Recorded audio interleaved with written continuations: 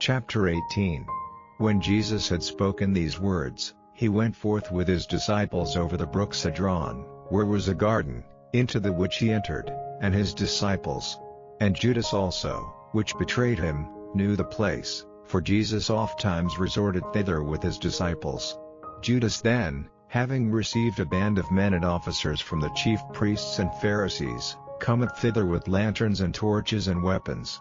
Jesus therefore, knowing all things that should come upon him, went forth, and said unto them, Whom seek ye? They answered him, Jesus of Nazareth. Jesus saith unto them, I am he. And Judas also, which betrayed him, stood with them. As soon as he had said unto them, I am he, they went backward, and fell to the ground. Then asked he them again, Whom seek ye? And they said, Jesus of Nazareth.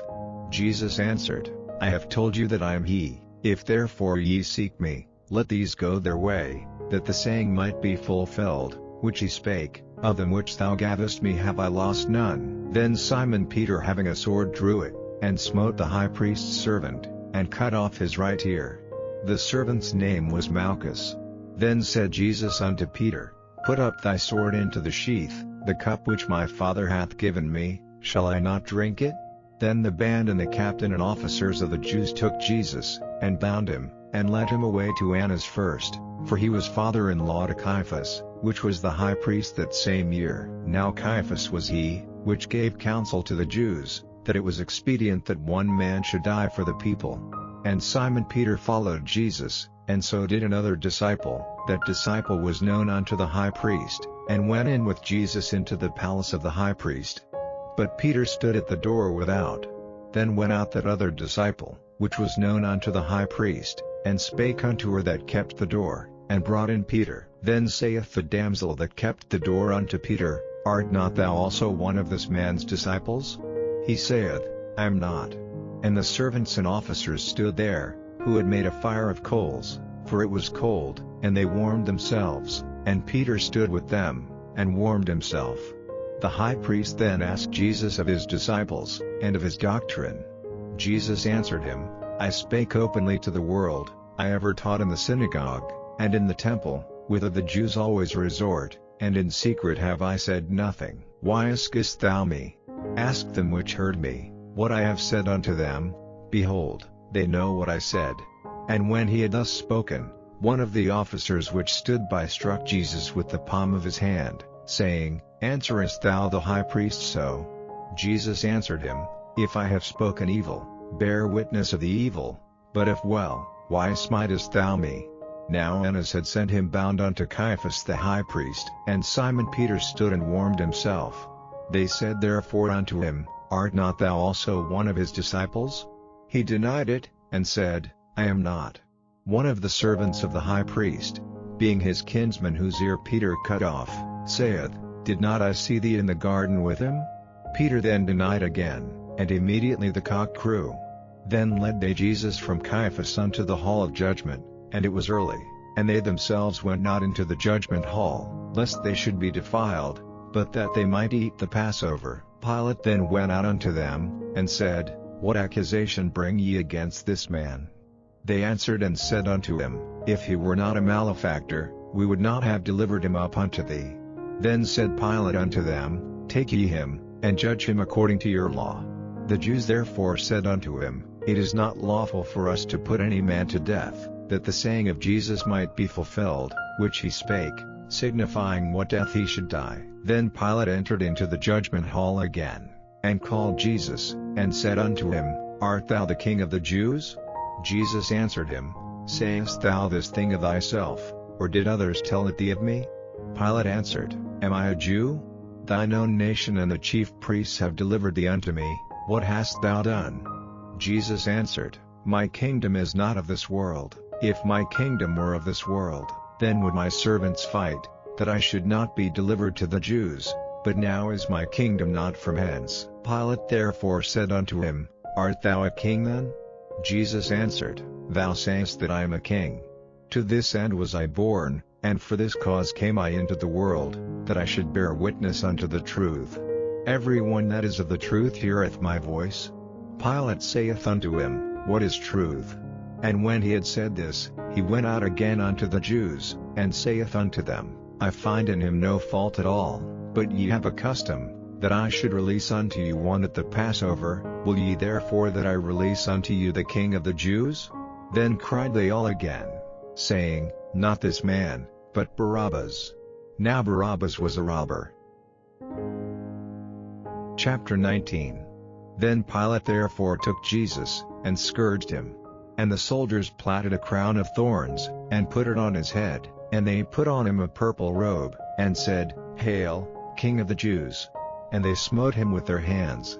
Pilate therefore went forth again, and saith unto them, Behold, I bring him forth to you, that ye may know that I find no fault in him.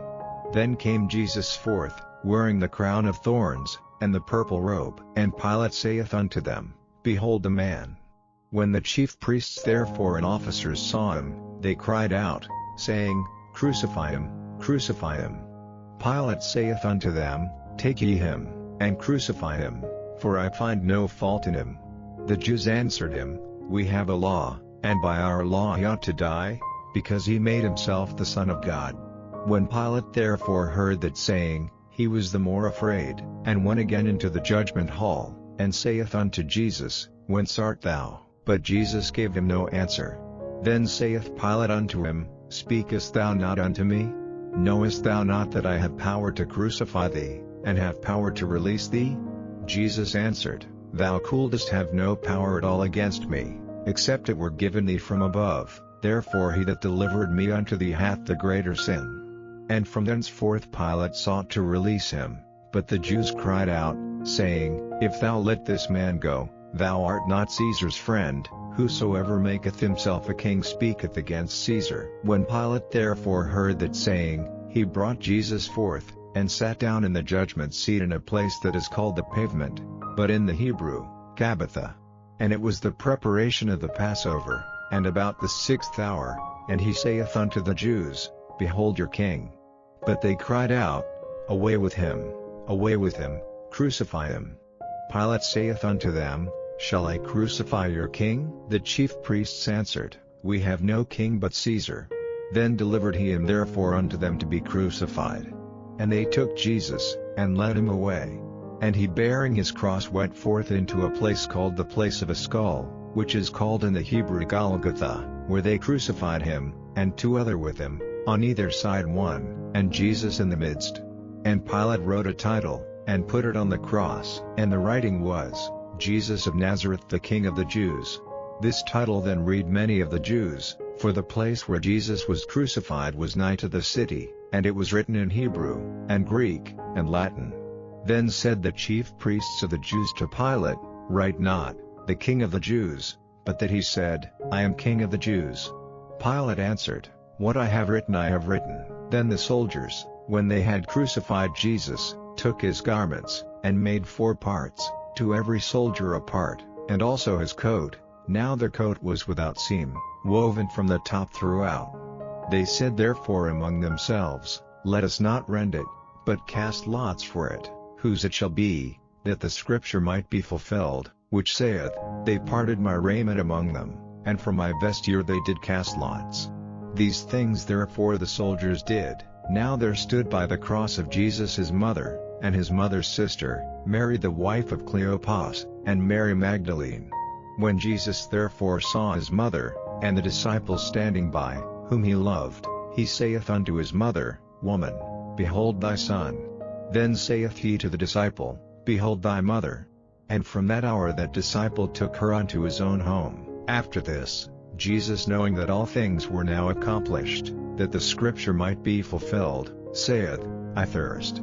Now there was set a vessel full of vinegar, and they filled a sponge with vinegar, and put it upon hyssop, and put it to his mouth.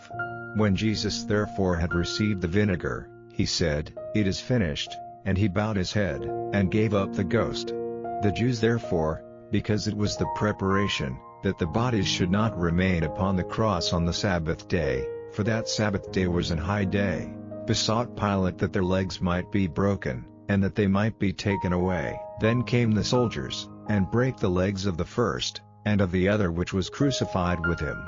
But when they came to Jesus, and saw that he was dead already, they brake not his legs, but one of the soldiers with a spear pierced his side, and forthwith came there out blood and water. And he that saw it bare record, and his record is true, and he knoweth that he saith true, that ye might believe. For these things were done, that the scripture should be fulfilled, a bone of him shall not be broken. And again another scripture saith, they shall look on him whom they pierced.